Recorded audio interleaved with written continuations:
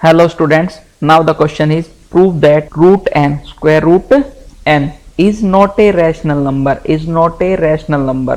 तो जब ये रैशनल नंबर नहीं है तो क्या होना चाहिए, इरेशनल नंबर। लेकिन अभी क्या बोल रहा है, if n is not a perfect square, तो भाई ये तो इरेशनल नंबर की डेफिनेशन ही होगी हमारे पास। इरेशनल नंबर की डेफिनेशन क्या थी कि भाई किसी भी नेचुरल नंबर का स्क्वायर रूट इरेशनल नंबर होगा if n is not a perfect square, वो नेचुरल नंबर हमारे पास परफेक्ट स्क्वायर ना हो, ठीक है ना। तो इसको हम प्रूव कैसे कर सकते हैं, इसको हम प्रूव कैसे कर सकते हैं कि भाई जो भी हमें इस तरह से स्टेटमेंट्स में प्रूव करना होता है हम उसका अपोजिट मान लेते हैं। अपोजिट कैसे, root n is not a rational number. तो चलिए हम स्टार्ट कर देते हैं कि भाई रूट n हमारे पास क्या है, एक रैशनल नंबर है। Root n is a rational number. जब ये रैशनल नंबर होगा तो किस फॉर्म में होगा हमारे पास, of form a by B बोल दो, p बाय क्यू बोल दो, ठीक है। a बाय बी की फॉर्म में होगा, a और b क्या होंगे, इंटीजर्स होंगे हमारे पास, ठीक है। और b क्या होगा हमारे पास, नॉन इक्वल टू 0। अब a बाय बी क्या है हमारे पास, रैशनल नंबर है और विच is in simplest form, which is in simplest form.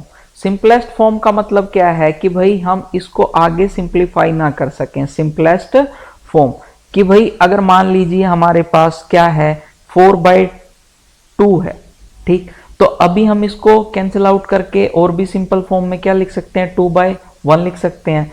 तो ये सिंपलेस्ट 2/1 के हमारे पास एक सिंपलेस्ट फॉर्म।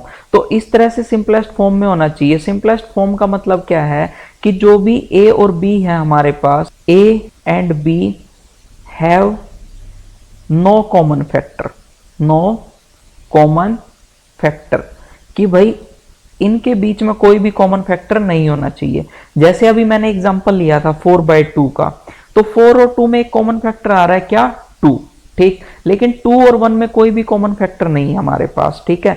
तो इसलिए ये क्या है, एक सिंपलेस्ट फॉर्म में, ठीक। तो हमने कहां से स्टार्ट किया कि भाई root n is a rational number of form a by b which is in simplest form. और सिंपलेस्ट फॉर्म क्या होती है, a and b have no common factor. तो चलिए अब इसको स्टार्ट करते हैं हम कि जैसे हमने root n is equal to a by b लिखा, ठीक। स्क्वायरिंग बोथ साइड, जब हमने स्क्वायर किया दोनों तरफ तो हमें क्या मिलेगा, n is equal to a square divide by b square, ठीक है। तो यहां से हमें a स्क्वायर की वैल्यू क्या मिल गई, a square is equal to, उसको मैं लिख सकता हूं n इंटू बी स्क्वायर, ठीक है।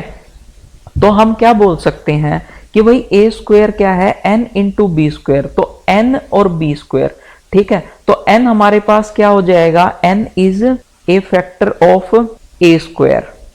तो जब हमारे पास n a स्क्वायर का फैक्टर है तो जिसको हम बोल सकते हैं n is also a factor of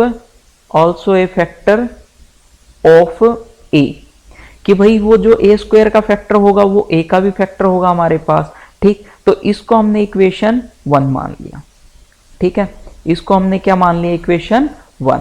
चलिए अब नेक्स्ट बात करते हैं कि भाई जब n क्या है, फैक्टर ऑफ a, तो हम a को क्या लिख सकते हैं, n इंटू सी लिख सकता हूं मैं, क्योंकि n इसका एक फैक्टर है और फैक्टर का मतलब वो किसी ना किसी से तो मल्टीप्लाई हो रहा होगा, तभी तो हमें n मिलेगा, ठीक है ना, तभी तो हमें n मिलेगा। अब यहां से भी फिर मैं क्या कर देता हूं, स्क्वायरिंग बोथ साइड। जैसे मैंने स्क्वायर किया तो a square is equal to n square c square, ठीक है, is equal implies that a square की वैल्यू क्या थी हमारे पास, N B square. a square की वैल्यू क्या थी, एन बी स्क्वायर, अभी अभी हमने निकाली थी। तो एन बी स्क्वायर मैंने यहां पुट किया तो n B square is equal to क्या हो गया, एन स्क्वायर सी स्क्वायर। तो यहां से n से हम बोथ साइड डिवाइड कर देते हैं तो हमें क्या मिलेगा, b square is equal to n c square, okay. तो अभी यहां देखना, तो b square is equal to n into c square, तो जिसका मतलब हमारे पास क्या हो गया, इंप्लाइज दैट कि भाई n is A factor of क्या हो गया, ऑफ बी स्क्वायर, कि भाई वो बी स्क्वायर का भी फैक्टर होगा।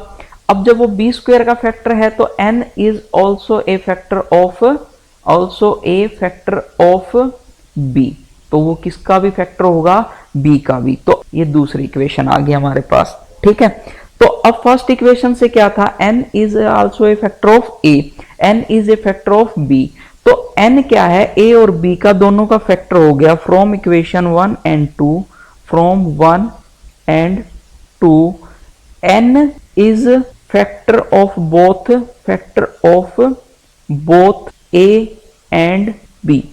लेकिन स्टार्टिंग में हमने क्या माना था कि a b का कोई भी कॉमन फैक्टर नहीं है, और n हमारे पास क्या आ गया, a और b का कॉमन फैक्टर आ गया। ठीक, सो स्टेटमेंट इज कॉन्ट्राडिक्ट, कि भाई यही स्टेटमेंट कॉन्ट्राडिक्ट।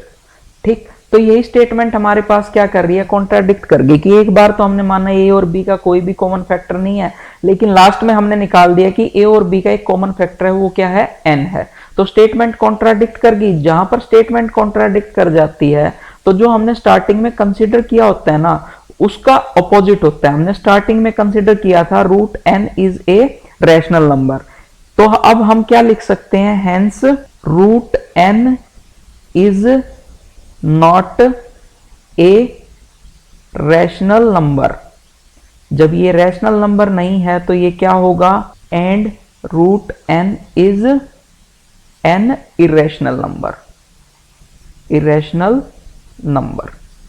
ठीक है भाई, क्वेश्चन कैसे किया हमने सॉल्व, कि भाई स्टार्टिंग में हमने ये बोला था कि भाई ये रैशनल नंबर नहीं, ये प्रूफ करना था हमें, तो हमने इसी को स्टार्टिंग में क्या मान लिया कि भाई ये रैशनल नंबर है।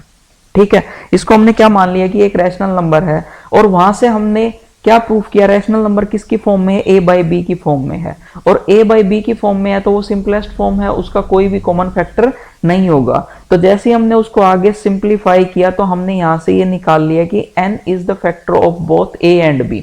a और b का दोनों का कॉमन फैक्टर हमारे पास n आ गया, तो हमारी स्टेटमेंट क्या करगी, कॉन्ट्राडिक्ट करगी वहां पे। तो जब वो कॉन्ट्राडिक्ट करगी तो जो स्टार्टिंग में हमने कंसिडर किया था वो क्या हो गया, हमारा गलत हो गया।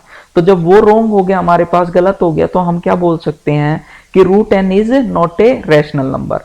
अब देखिए इसी क्वेश्चन के ऊपर हमारे पास बहुत सारे क्वेश्चन बन सकते हैं कि रूट n की जगह वो हमारे पास क्या पूछ सकता है, root 2, root 3, root 5, root 7 and so on. बहुत सारी चीजें वो पूछ सकता है कि भाई रूट 2 हमारे पास रैशनल होगा या इरेशनल होगा। ठीक है, कि प्रूव करो root 2 is an irrational number, prove करो कि root 3 is an irrational number, root 5 is an irrational number. ठीक है, तो सबका मेथड सेम ही होगा हमारे पास। Okay, thank you. Hope you enjoyed the video. Please like, share and subscribe our channel और हाँ बेल आइकन दबाना ना भूलें। Thank you.